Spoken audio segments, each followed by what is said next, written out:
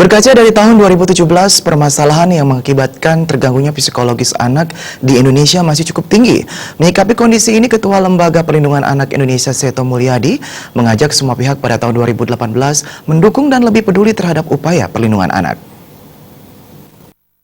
Mengunjungi anak-anak pengungsi terdampak Gunung Agung di Desa Rendang, Ketua Lembaga Perlindungan Anak Indonesia Seto Mulyadi menyampaikan harapannya agar pada tahun 2018 semua pihak mendukung dan semakin peduli terhadap upaya perlindungan anak.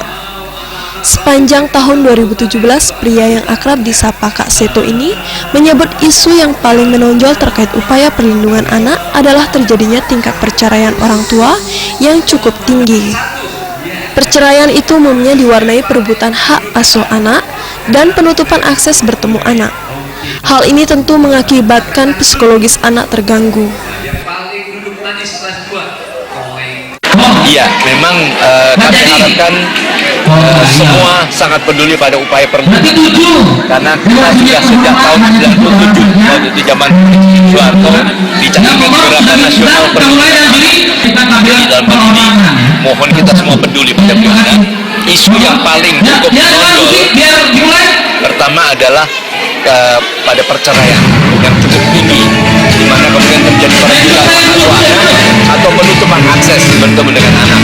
Nah, ini yang mohon diwaspadai.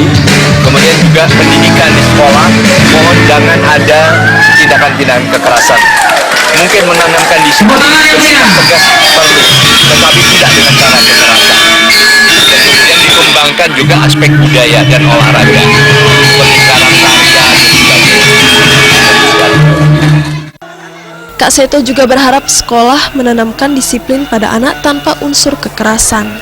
Selain itu, tentu ke depan sinergi yang baik antara keluarga, sekolah, dan masyarakat dalam melindungi anak harus terus ditingkatkan. Gargita, Bali TV.